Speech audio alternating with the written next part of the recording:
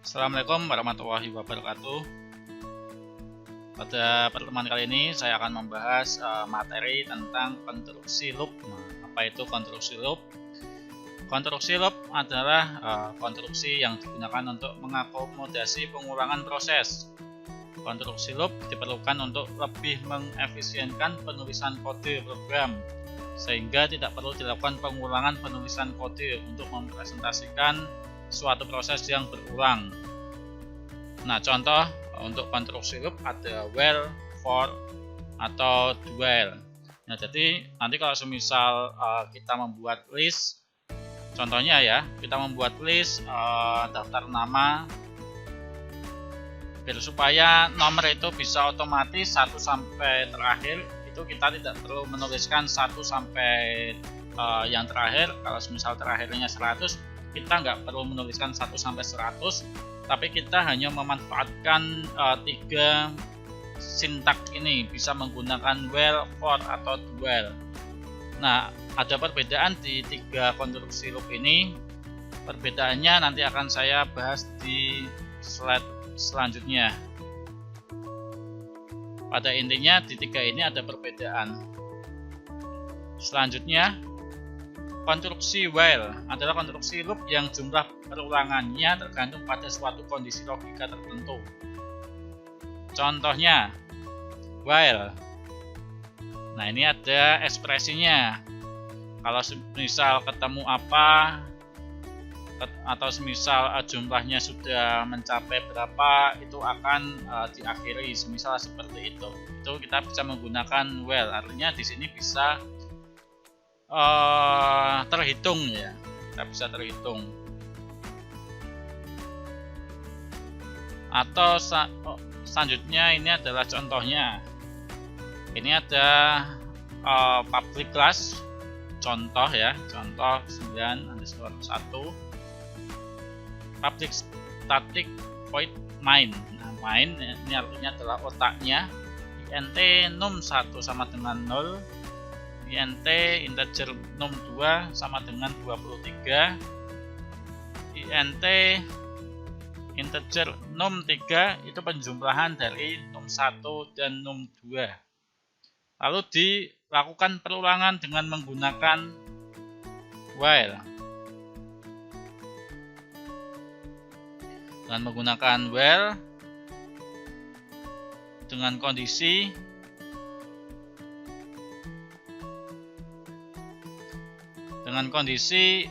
num3 ketika lebih dari num1, maka dia akan memproses yang di bawahnya ini. Semisal num3 ini kalau 0 ditambah 23, hasilnya berapa? Hasilnya 23 ya. Sehingga di sini nilainya 23. 23 itu lebih tinggi daripada num1 atau enggak? Ya, kalau lebih tinggi dia akan memproses ini. Dia akan memproses ini. Sama ini juga. Sehingga hasilnya adalah ini perulangan sampai ini ya, sampai ini terpenuhi terus ya. Kalau terpenuhi terus berarti dia selalu diulang terus.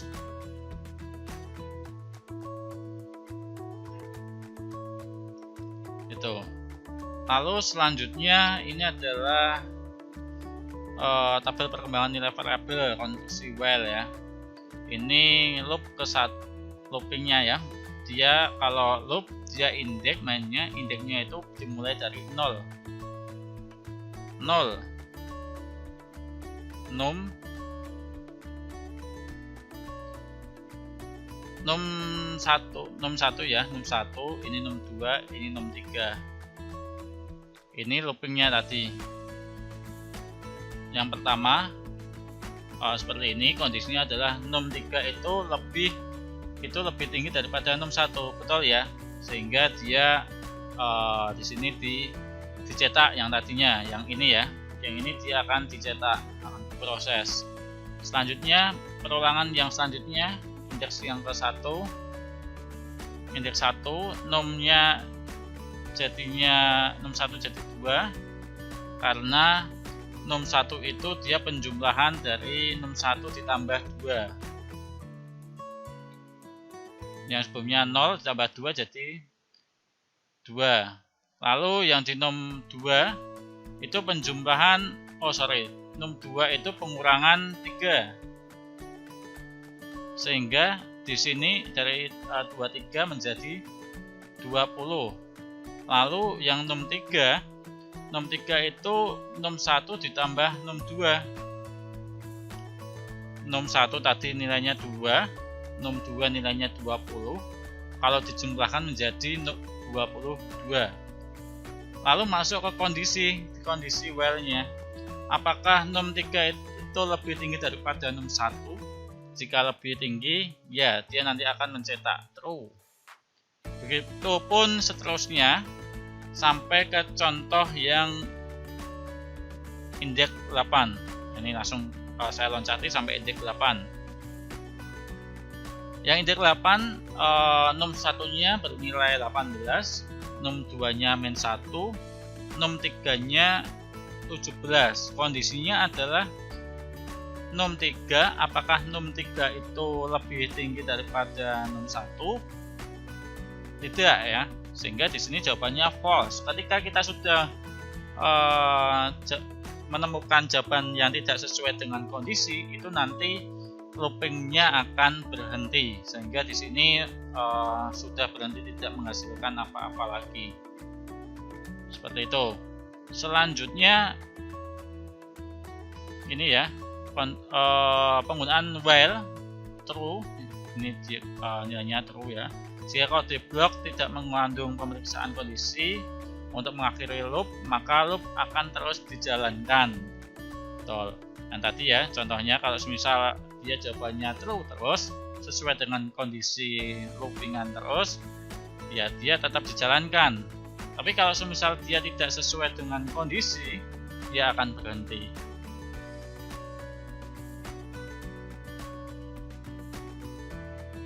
Ini contoh yang kedua. Ini ada integer variabel 20. Variabelnya 20. While true. Nah, jika jawabannya betul, dia akan mencetak nilai variabel. Variabel main variabel. Nah, ini artinya pengurangan ya. Lalu ada lagi if ini pencabangan. Ketika variabel itu lebih kurang daripada 10, kalau variabel ya sudah kurang dari 10, maka dia diberhentikan dengan menggunakan function break, perintah break ini ya. Kalau semisal variabel ini lebih dari 10 atau sama dengan 10, dia akan melewati ini. Dia tetap selalu berulang prosesnya ini. Selanjutnya adalah konstruksi for. Ada beberapa segmen yang dipertimbangkan pada konstruksi for. Satu adalah segmen inisialisasi, dua segmen boolean expression, dan yang ketiga adalah segmen update. Nah, bawah ini adalah sintaknya. Contohnya pertama ini harus for. Ini mungkin teman-teman sudah pelajari ini di algoritma pemrograman.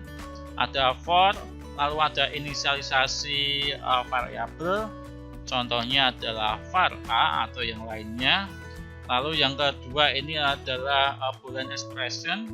Dia mau menambah, dia berurutan mulai dari 0, nambah 1, nambah 2. Perulangannya dia penambahan atau perulangannya dia pengurangan, itu nanti tergantung boolean expressionnya. Ini bisa kita atur. Penambahannya mungkin bisa 2 kali. Nah, ini bisa diatur di sini, dan yang update-nya di sini. Contohnya update itu nanti kalau misal var a-nya itu ditambah 1 kali. Perulangan tambah 1, perulangan tambah 1, sehingga di sini nanti akan a++. dia tambah 1. Ini juga bisa ditambahkan 2 kalinya, ditambahkan 2 berarti A plus 2. Kalau misal tambah 10, A plus 10. Itu mainnya di sini. Nah, ini contoh for. Nah, ini ya, for diinisialisasi dulu int variabel 20, atau kalau semisal tidak dibuatkan seperti ini variabelnya bisa ditaruh di sebelum for, bisa di inisialisasi dulu, sehingga contohnya seperti ini, int variabel sama dengan 20, misal seperti itu. Lalu for-nya variabel, lalu variabel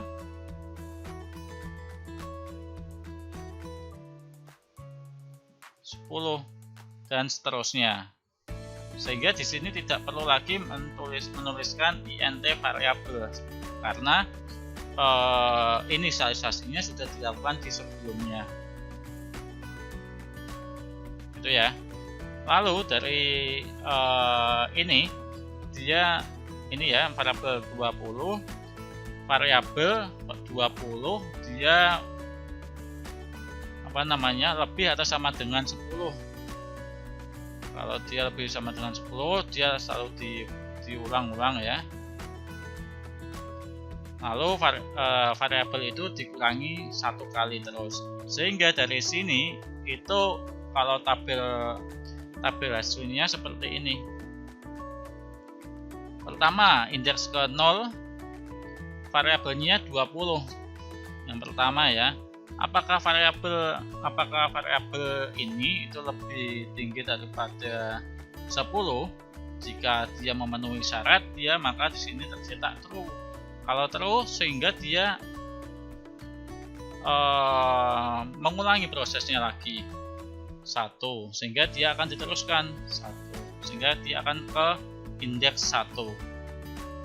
Lalu karena di sini variabelnya adalah sifatnya pengurangan, untuk update-nya sifatnya pengurangan, variabel main artinya adalah variabel main 1. Kalau sebelumnya 20, sehingga kalau dikurangi 1 hasilnya 19. Lalu masuk ke condition, ini ya, ini kondisinya ya. Tengah ini condition, sehingga masuk ke condition apakah variabel itu 19 itu lebih tinggi atau sama dengan 10.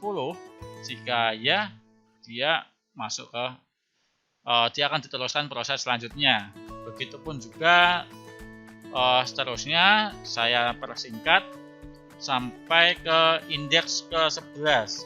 Di indeks 11 ini variabelnya dia ketemu 9, lalu dia masuk ke kondisinya apakah variabel 9 itu lebih tinggi atau sama dengan 10. Kalau tidak, dia false.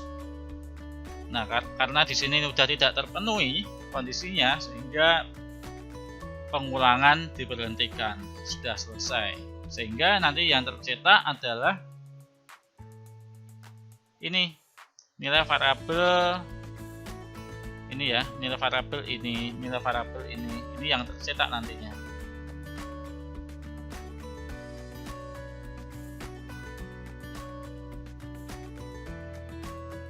Lalu selanjutnya adalah while. Mirip dengan konstruksi while, perbedaannya dengan konstruksi while adalah looping dijalankan terlebih dahulu. Dilakukan pemeriksaan kondisi. Contohnya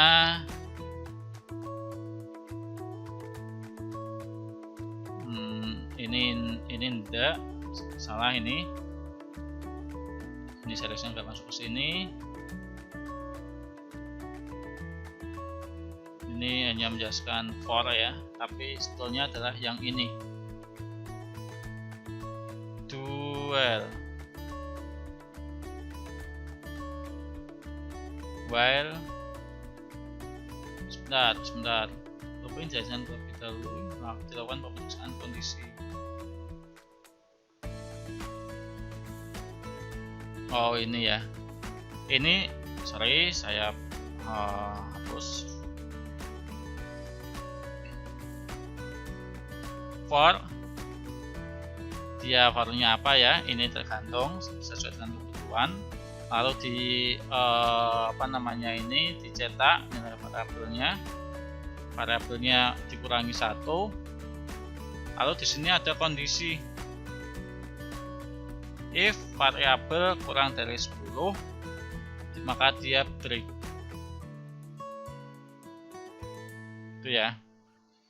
Itu terus selanjutnya adalah loop bersarang. Loop dilakukan di dalam looping yang dapat diterapkan pada pemrograman Java. Fungsi yang digunakan dalam loop bersarang ini tidak dibatasi. Jadi contohnya ini ada for, di dalam for itu bisa ada for lagi, atau di sini ada while, itu sama aja ya.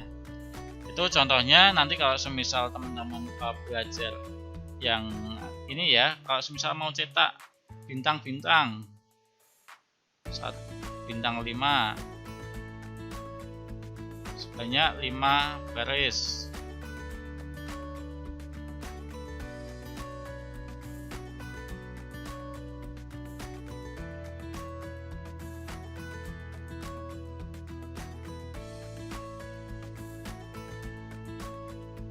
Ya, sebanyak kurang 1. Nah, sebanyak 5 baris. Nah, ini caranya gimana? Ini dia menggunakan loop bersarang untuk mencetak seperti ini. Yang pertama adalah kita mencetak melakukan proses untuk barisnya ini. Nah, setelah barisnya nanti akan mencetak yang kolomnya. Jadi, kalau semisal ada pemrograman seperti ini, itu adalah for pertama.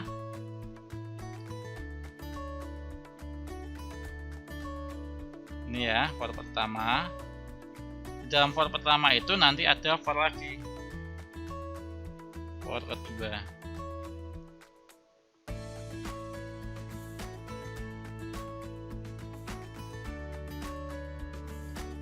Ini saya persingkat aja, ini semisal 1 sampai 5. Ini ya, ini bahasa saya sendiri 1 sampai 5. Ini 1 sampai 5.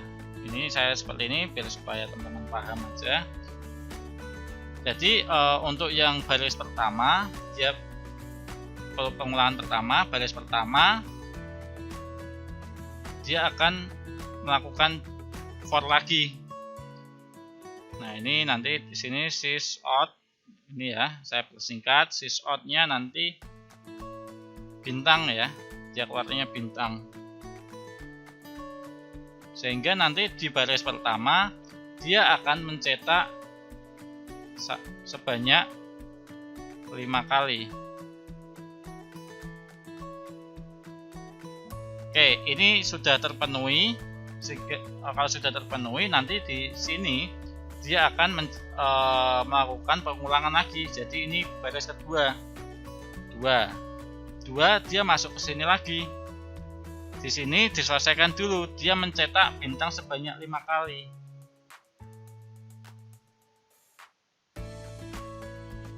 Nah, kalau di sini sudah selesai, dia akan dilanjut ke pengulangannya lagi, sehingga di sini akan berlanjut ke baris ke-3.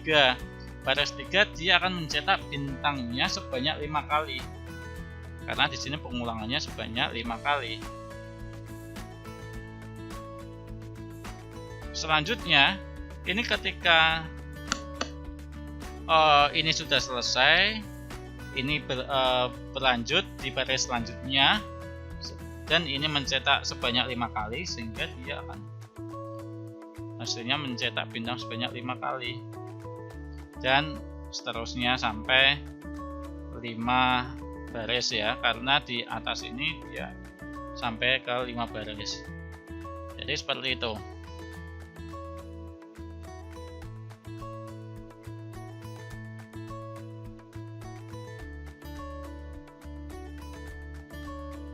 Nah, ini contohnya ya.